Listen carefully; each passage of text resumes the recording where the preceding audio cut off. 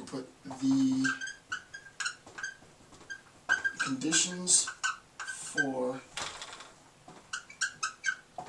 the possibility of, right, the conditions for the possibility of existence, right?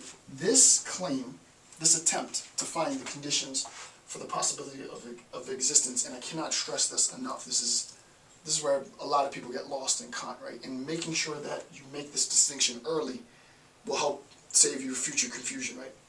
This claim, the conditions for the possibility of existence, is an entirely separate claim from the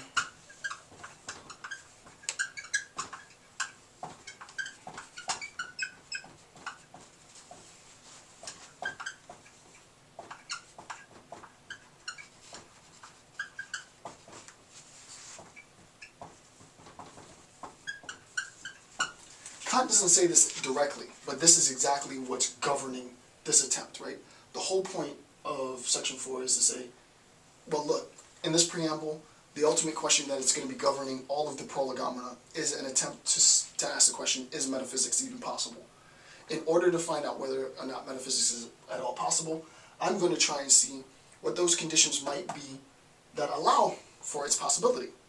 If those conditions can be satisfied, then it's possible. If those conditions cannot be satisfied, then it's impossible. That's all he's doing. In order to do that, then, what we need to recognize are what the conditions are, right? A lot rests on understanding what these conditions are. This is where the problem starts, especially at a very introductory level. There isn't a recognition of the separation between Kant's epistemological goal and Kant's goal for articulating the conditions for the possibility of metaphysics, right? So, the conditions for the possibility of existence talk about the necessary conditions, both of these. And actually, I want to do one, because we'll label this 1 and 2. So 1 talks about the conditions for the possibility of existence talk about the necessary conditions which must be met in order for there to be an existence, right? So that's the first claim, and this is sort of metaphysics proper. The second claim is different, right? The second claim, the conditions for the possibility of our knowledge of existence, right? So there has to be a sense in which, right, there is an existence, right, and through that existence, we attain some knowledge of the existence, right, so that it's sort of like,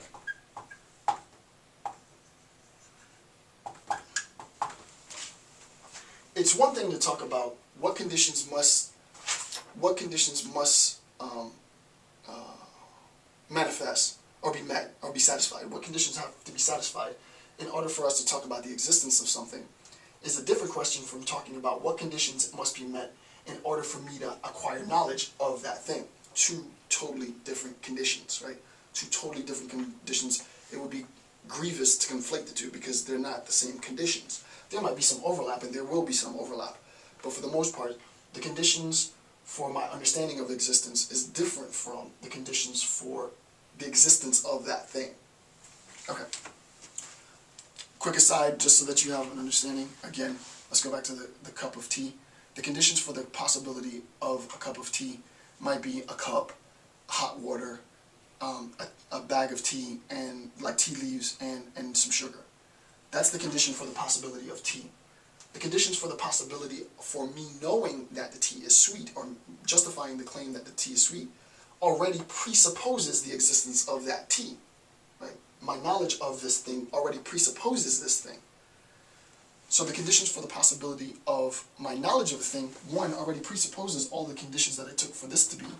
And then what it does is, well, there has to be some structure within myself that allows me to make an assessment of, wow, this thing's sweet, wow, this thing's hot, wow, this thing's bitter, and so on, right? So two different conditions with just a little bit of overlap. The reason why I wanted to make that distinction is because none of this is going to make sense unless you recognize that point. Okay, Kant believes, at least at this point, that there could be, at least theoretically, a future. We're not going to say whether or not it is or isn't. It's too early in the game to make that assessment. But Kant believes that there is at least theoretically a possibility that metaphysics could have a role, could have some function, but the only way that it is going to have this function, the only way it is going to have this role, is if it's analytic, right? And we understand the justification why. Why is it analytic? Well, we remember that the analytic is sort of the constructs of how my mind is structured, how it's wired. We recognize that this is going to be, as far as I'm concerned, is going to be the meta-language used to describe existence. Here's existence. Right? So this is going to be the meta-language used to describe what metaphysics is, and obviously ascribe the conditions for the possibility, what those things are, and what they must be. Right? So for Kant, and this is my interpretation of Kant, Kant doesn't talk about meta-language and object language, but for my interpretation of Kant, this object language is completely meaningless. It's just sense data, just thrown continually. And it's on us to make sense of that sense data. Making sense of that sense data is 2. The fact that that sense data is 1. I'll say that again, right? Making sense of the stuff that's given to me already presupposes its existence. Making sense of sense data is a condition for the possibility of me knowing about the external world. But that it is an entirely separate thing. Right? It's an entirely separate thing. And then I wanted to end with a quote, and I'll actually read it out the book, which is page 20. So Kant is saying, look, within pure mathematics, within pure physics, we have these axioms, right? We have these truths. We can make rigorous, consistent, coherent, logical deductions, and we need the same rigor within metaphysics if there is to be any future for metaphysics. And he ends section 4 with a good quote. We have therefore some, at least uncontested, synthetic knowledge a priori. And he's referencing pure mathematics and pure physics as uncontested synthetic knowledge a priori. And need not ask whether it is possible, for it is actual. We're already using this knowledge. But how is it possible? How is it possible, right, that this knowledge, right, this knowledge, how is it possible that this knowledge, and not just this knowledge, that this a priori knowledge makes sense of our world? Like, how does this meta-language make sense of our object language, right? That's really what he's doing. In other words, we may deduce from the principles which makes the given knowledge possible the possibility of all the rest. That's a tough sentence, right?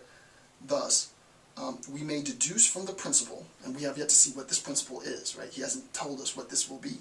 But this principle, when we arrive at that principle, which makes the given knowledge possible, the possibility of all the rest. So what he's attempting to do, what Kant's attempting to do is the following. We need to look at that, right?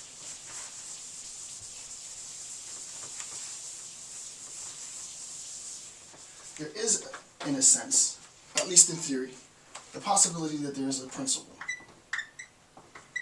Right? Because he says, we may deduce from the principle which makes the given knowledge possible the possibility of all the rest.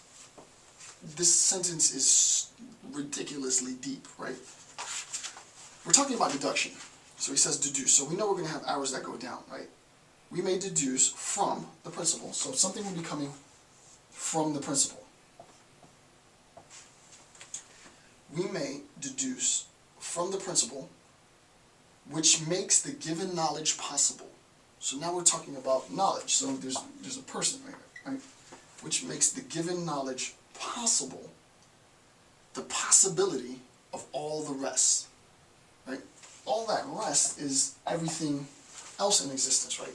So this principle is, as we said before, going to have to, from our previous claim, 1, talk about the conditions for the possibility of existence, and 2, talk about the conditions for the possibility of my knowledge of existence. This principle then will, in its end, in its culmination, if it's done successfully, will have to unify those conditions which allow me to know of the existence of the external world, and those conditions which must be met in order to specifically, properly talk about the existence of the external world, right? So in this section, Kant presents a lot of interesting A lot of interesting discourse. And what we need to recognize in our analysis is that it is one thing to talk about the conditions for the possibility of existence, and it's another thing to talk about my knowledge of those things.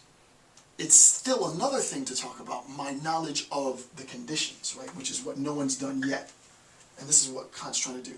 He wants us to see this sort of relationship between the governing principle, and this governing principle isn't as sort of succinctly articulated as, let's say, the greatest happiness principle, right? That's pretty well defined, pretty well articulated.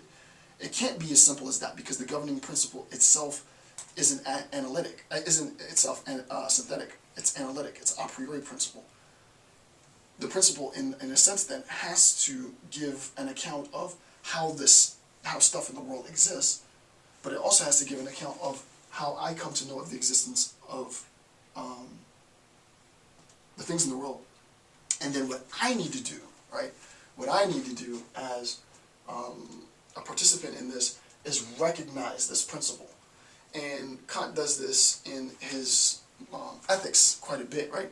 I'm not going to sort of conflate both, or not conflate, but sort of integrate both analyses, because it's just way too technical and I would lose a lot of the audience. But just as a quick soundbite, because I know a lot of you do know about Kant's role in the groundwork of the metaphysics, for his deontological ethic, and I apologize if this is not going to make sense to a lot of people, but for his deontological ethic, it's not the case that you perform the right act, it's that you perform the right act because you understand the principle, and you understand that the principle mandates that you perform the right act. It's your conformity to that principle that determines the right act, and this is the example that he gives in the shopkeeper example, right? I can't just arbitrarily happen to do the right thing. I have to do the right thing because I'm motivated to do the right thing. That structure, that paradigm, for those of you that understand that, is exactly the same paradigm. It's not just the case that the principle is going to determine the conditions for the possibility of existence, or the principle is going to determine the conditions in which I know of the external world, but I have to recognize what this principle is. And that's not easy. So that's what we're going to attempt to do. And hopefully Kant won't fail us. And he won't. He shouldn't. If anybody fails, it'll be me, and I won't. That's provided I finish the series, because we're only like 4 pages in, and this is like 3 hours, 3-4 hours. So with that being said, I want to thank you for taking the time to watch this section of the series. I'm Dr. Jason J. Campbell. Have a good day.